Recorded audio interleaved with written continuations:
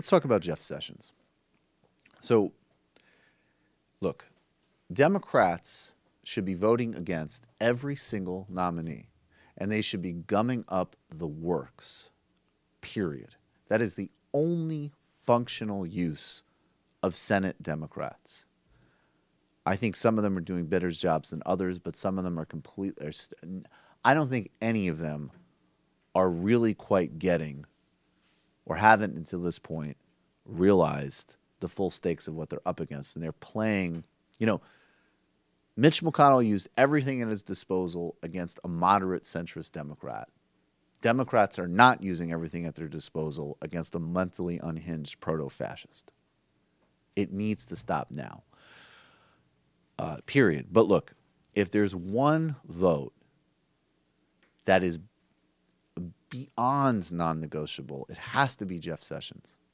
If any Democrat votes for Jeff Sessions, they should be immediately disavowed from the party. They should be thrown out of the Democratic caucus, and everybody needs to make sure that not a dime goes to them. And I don't care about traditional calculus of like, well, they represented West Virginia or Senate this or that.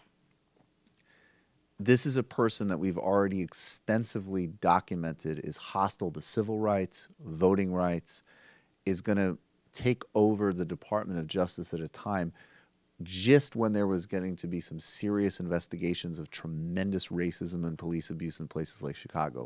Of course, he'll shut all that down. Of course, he'll oppose voting rights. Of course, he's on board for all of that.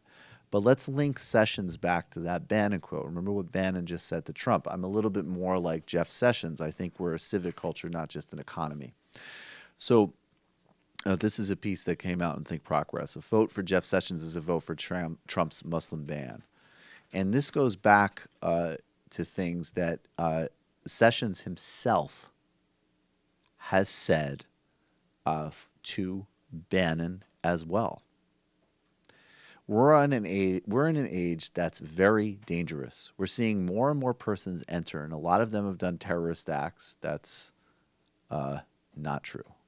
And a lot of them believe it's commanded by their religion. Sessions told Steve Bannon on Breitbart's radio show program just days after Trump made his first proposal. So this is back in 2015 during the campaign, December 2015.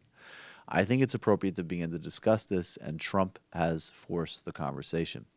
On the same day he did a radio interview with Trump's future chief of staff, Sessions broke with most of his Republican Senate Judiciary Committee colleagues to vote against an amendment stating that the Senate would not create policies that discriminate based on religion.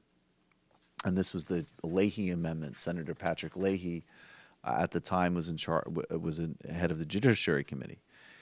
The adoption of the Leahy Amendment would constitute a transformation of our immigration system. In effect, it's a move toward the ratification of the idea that global migration is a human right and a civil right, and that these so-called immigrants' rights must be supreme to the rights of sovereign nations to determine who can and cannot enter their borders, said Sessions at the time.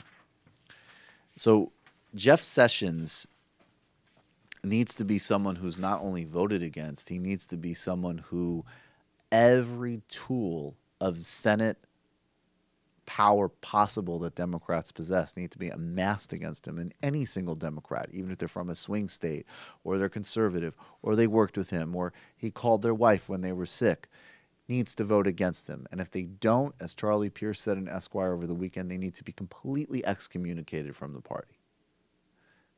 And in fact, that's how all the rest of these nominees should be treated, and that's how all of them should have been treated from the beginning. Hey, it's Sam Seder. Why don't you subscribe to this channel? You can do so right over here. Subscribe.